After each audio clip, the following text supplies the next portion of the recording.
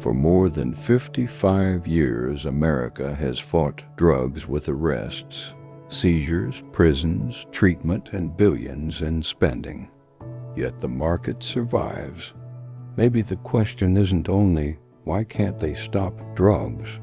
Maybe it's, who profits while the war continues? A drug does not automatically mean illegal. Prescription opioids, fentanyl, cocaine, and methamphetamine are all controlled substances. Some also have legitimate medical uses. The difference between medicine and crime can depend on dose, purpose, possession, prescription, and law. So who decides where the line is drawn? Government schedules controlled substances according to medical use, abuse potential, and dependence risk. Some substances are prescribed, others are prohibited, others are sold legally but heavily regulated. The danger can be real, but the categories themselves are also created through law and policy. People use drugs for many reasons: pain, pleasure, trauma, escape, curiosity, dependence. Addiction can alter brain systems involved in reward, stress, and self-control. If demand remains, can eliminating supply alone ever end the market? Destroy one shipment, another appears. Arrest one supplier, someone replaces them. If demand continues, there is money waiting for whoever accepts the risk. That doesn't mean enforcement is useless. It means the drug war is fighting something more powerful than a substance. On June 17, 1971, President Richard Nixon called drug abuse America's public enemy number one. He announced an all-out offensive. That moment became a defining point in the modern war on drugs. 1971 to 2026, 55 years later, the war continues, so do the drugs.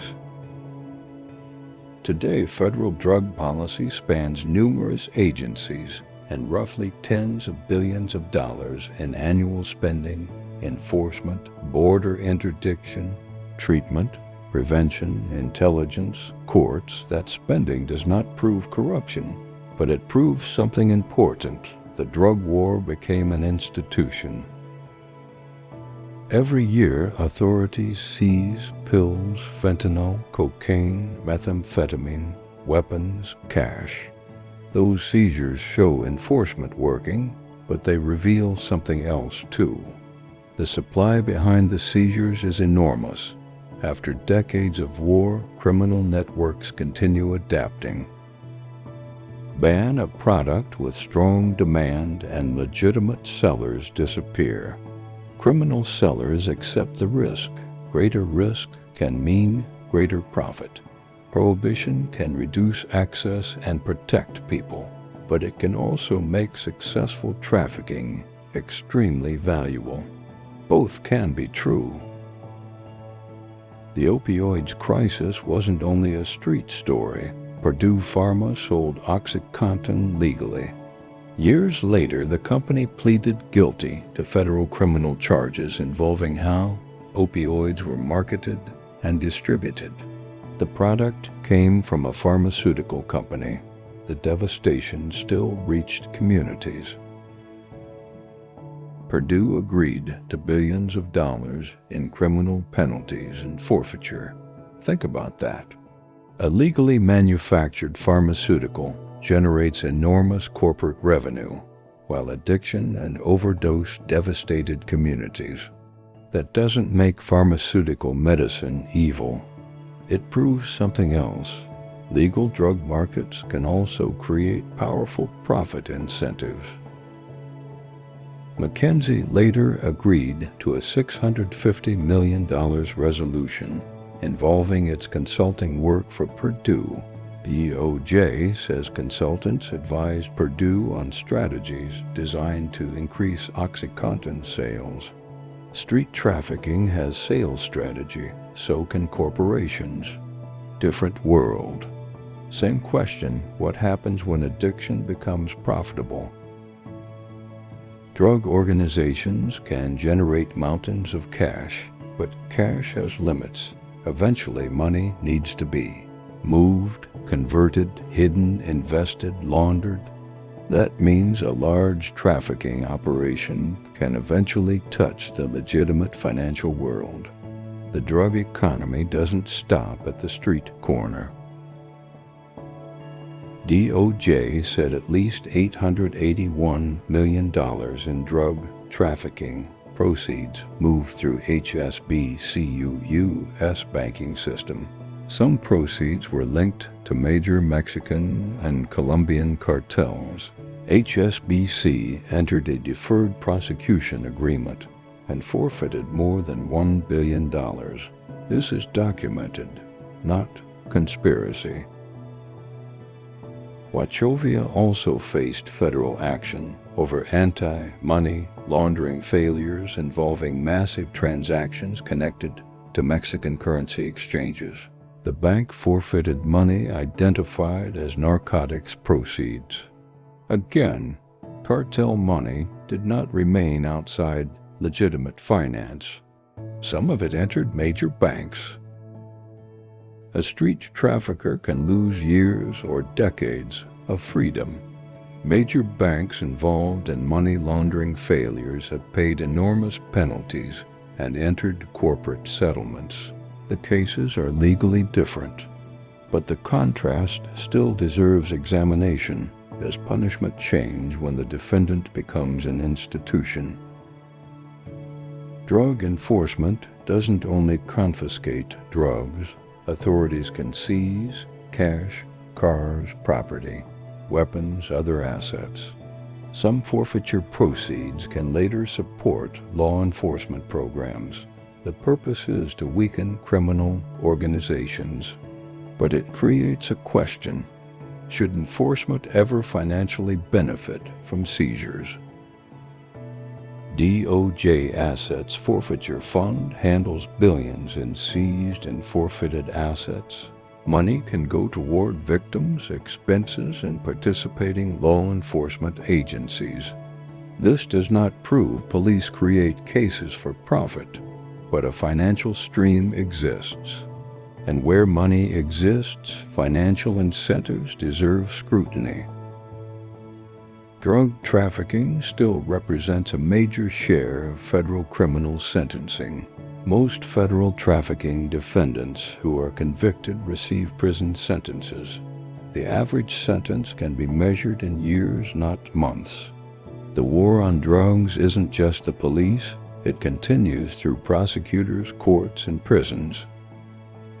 You've probably heard, private prisons are why the drug war continues. That claim's too simple.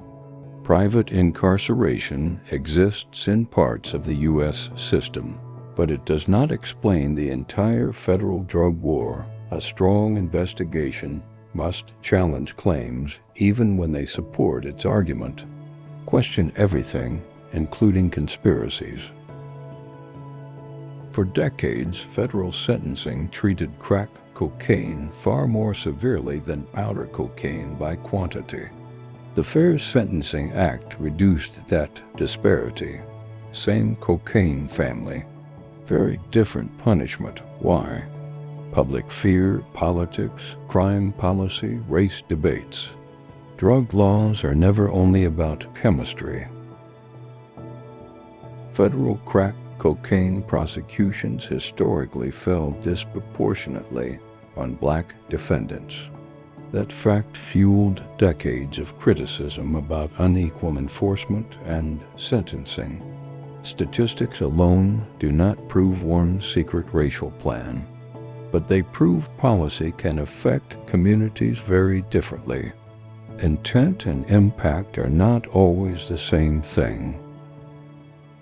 Now we enter territory many people were told was nothing more than conspiracy. In the 1980s and 1990s, journalists and investigators examined links between Contra supporters, cocaine traffickers, U.S.-backed operations, Central America, Then came the explosive accusation. Did U.S. intelligence tolerate drug trafficking? Journalist Gary Webb's Dark Alliance series argued that Contra-linked cocaine traffickers helped supply Los Angeles drug networks. His reporting became extremely controversial. Critics said he overstated the CIA connection. Supporters argued he exposed relationships mainstream institutions had ignored. Then official investigations began. Government investigations did document drug trafficking by some Contra supporters, traffickers using Contra-associated supply networks, drug money reaching people connected to the Contra cause. Those facts matter. So saying there was absolutely no connection is also inaccurate. Investigations did not establish that the CIA ordered cocaine distributed in American neighborhoods. It did not prove a centralized CIA plan to create the crack epidemic. That distinction matters. Contra-drug connections documented. CIA-directed crack epidemic not proven. Evidence should determine where we draw the line. The suspicion didn't appear from nowhere. Drug traffickers intersected with people and supply networks connected to a U.S.-supported war. Intelligence operations were secret. Foreign policy priorities sometimes conflicted with law enforcement. That environment naturally created suspicion. The question becomes, how much did officials know and when? Maybe nobody runs the entire system. Maybe that's the wrong question. Look at the ecosystem. Cartel profit, pharmaceutical companies have profited, banks have moved illicit money. Government spends billions fighting drugs. Assets are seized, courts sentence, treatment systems respond. Different interstate, same enormous economy. One perspective we cannot leave out. Overdose deaths have recently fallen significantly from their peak. Treatment matters. Naloxone saves lives. Prevention matters. Enforcement can remove dangerous supply, so saying nothing works would also be dishonest. The deeper question is, which parts work and which parts simply keep the machine moving? After 55 years, maybe the question isn't, why haven't we won the drug war? Maybe ask, what happens economically if the war actually ended? Cartel profits, enforcement budgets, forfeiture money, court cases, treatment, demand, political power. That isn't proof of conspiracy. It's a reason to follow the incentives. The drug war is bigger than drugs. It's medicine, addiction, crime, money, banking, politics, race, foreign policy, law enforcement, treatment. Some conspiracies fall apart under evidence. Others begin because pieces of the real story were never widely discussed. Question everything. Truth through a Sagittarius lens.